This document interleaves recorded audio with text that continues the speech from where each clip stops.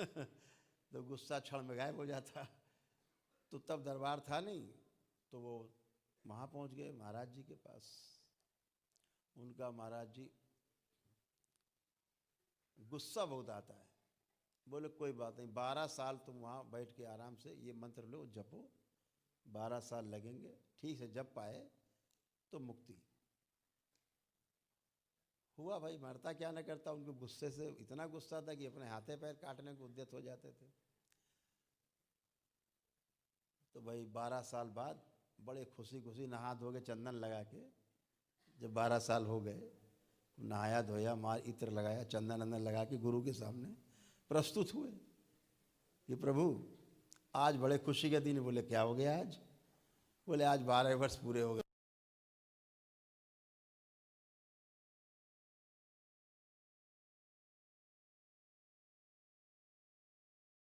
12 साल और।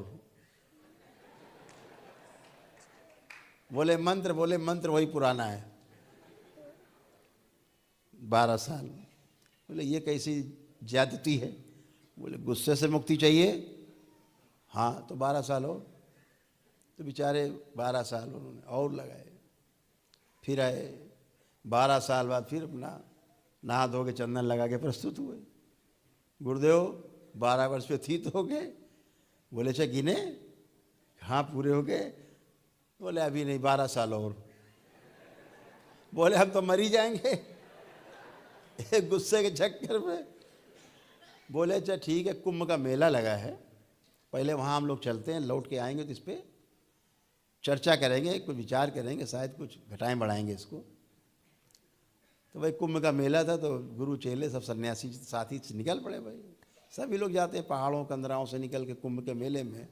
सब साधु सन्यासी एक दूसरे से मिलते हैं, मिलन होता है, सब गुरु शिष्य परंपरा है। तो तमाम परंपराएं मिलती हैं आपस में, उनके प्रमुख मिलते हैं आपस में। तो भाई पहुँचे। अब वो तो कुंभ का मेला ठहरा, वहाँ तो खोपड़ी के अलावा को दिखाई नहीं देता। तो महाराज जी चल रहे, तब तक किसी का पैर जो है, उनके पैरों में, नंगे पैर बेचारे सन्यासी, किसी गृहस्थ का पैर बेचारे उन पर, उनका तेरी ऐसी ऐसी। महाराज जी ने कहा देखो भाई, अब फिर 12 साल। गुस्सा आया उनको, ध्यान है, अरे हाँ ये तो गुस्सा आ गया। तो बोले अब तो 12 साल और। अब तो चोर रंगे हाथ पकड़ गया। तो फिर बेचारे 12 साल गए। तो कहने का अर्थ ये है कि आपकी टेस्टिंग कहाँ होगी? समाज में, अपने परिवार में। आपका पुरुषार्थ कहाँ पे तय होगा? समाज में, आपके परिवार में। यही तो तय होगा कि जंगल में तय होगा पुरुषार्थ। हम बड़े पुरुषार्थी हैं, 20 को मार देते हैं अकेले। वहाँ है ही नहीं एक आदमी, 20 कहाँ मार दोगे तुम? यहाँ 20 इकट्ठा के 200 इकट्ठा आओ मैदान में, तो यहाँ तुम्हारी टेस्टिंग होगी। तो सबसे बड़ी टेस्टिंग का जो स्थान है, वो स्थान है हमारा अपना परिवार, हमारा समाज, जहाँ प्रति क्षण, प्रत्येक क्षण, हर क्षण अपनी टेस्टिंग होती है। हर क्षण टेस्टिंग है। टेस्टिंग में पास होते जाते हैं, अपने आप अपने नंबर देते जाते हैं। हाँ भाई हम तो पास हो गए। जैसे हम पूछते हैं बार बार, अब गुस्सा तो नहीं आ रहा? आप नहीं। कोई विचार तो नहीं आ रहा गंदा? कहते नहीं। तो टेस्टिंग होती ना यहीं। अब ये अलग है कि हम लोग चल के कहीं ऊपर पहाड़ों में शिविर लगाते, तो वहाँ भी यही होगा। लेकिन ऐसा व्यवस्था में है कि हम अपने को टेस्ट करते हैं तो समाज में रह करके हम जब जैसे बनते हैं, जैसे होते हैं, तो हमारा आचरण ही हमारा प्रमाण होता है, शब्द प्रमाण नहीं है। तो तमाम जगह बताया गया शब्द प्रमाण है, शब्द प्रमाण बिल्कुल नहीं है। हमारा आचरण ही हमारा प्रमाण होता है। हमारा आचरण कब, गुरु का आचरण कब शिष्य में चला जाता है, ये शिष्य भी नहीं जान पाता। माता पिता का आचरण बच्चों में कब चला जाता है, माता पिता भी नहीं जान पाते, बच्चे भी नहीं जान पाते। लेकिन जो माता पिता कर रहे हैं सीधा चला जाता, समझाना नहीं पड़ता। जो समझाया जाता है वो आता ही नहीं आचरण में। क्यों?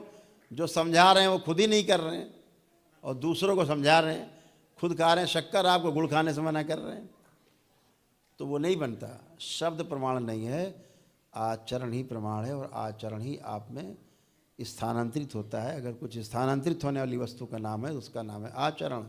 और आचरण आएगा आपके अनुभव से, उतरेगा आप में अनुभव होगा, अनुभव से प्रमाण बनेगा और प्रमाण से परंपराएं बनती हैं आगे चल के, चाहे परिवार की परंपरा हो चाहे वो गुरुओं की परंपराएं हो, बनती प्रमाण से ही हैं कि हमारे माता पिता ऐसे जिए तो हम भी ऐसा जी सकते हैं।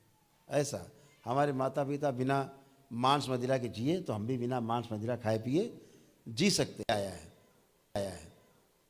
तो तमाम चीज़ें आपके अनुभव में, अपने आचरण में अपने आप आ जाती, किसी को कहना नहीं पड़ता कि आपको अनुभव करना है। जैसे आपके अनुभव में आ गया कि हमें गलत सलत पूजा पाठ नहीं करनी, आ गया नहीं आ गया, सबके अनुभव में आ गया।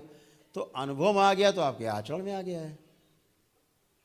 अब इसके लिए कोई प्रवचन कितना करे आपको, भैया ठीक है तुम पूजा कर लो, हमें माफ़ कर दो, है ना। तो ये आपके आचरण में आ गया क्योंकि आपने अनुभव किया है। अनुभव किया तो आचरण में तो परंपरा बन गई है। बच्चे भी वही करेंगे जो आप कर रहे हैं, वो भी नहीं करेंगे गलत सलत पूजा पाठ। तो यही व्यवस्था है। व्यवस्था को समझ लेने से भारी सुख है।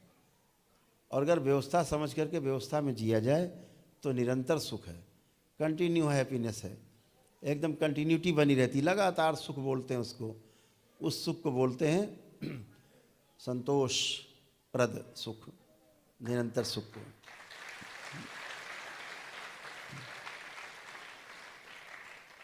तो सुख फिर आता है शांति, फिर वही आनंद में बदल जाता है, फिर वही परम आनंद है।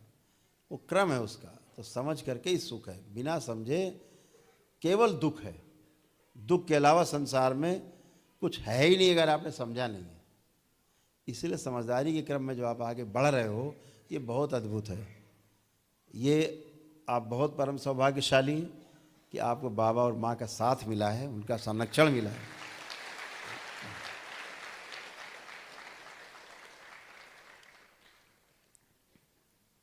ये संरक्षण सबको नहीं मिलता। आपके कुछ अच्छे कर्म, आपने कुछ अच्छी भागीदारी की है पिछले जन्मों में, इस जन्म में, उस भागीदारी से जो भाग्य निर्मित हुआ है, उस भाग्य के फलस्वरूप आपको माँ और पिता के रूप में परम पूजनी बाबा जी और गुरु माता मिले, जो इसमें जन्म में साथ हैं, यानी अभी भी और हमेशा भी।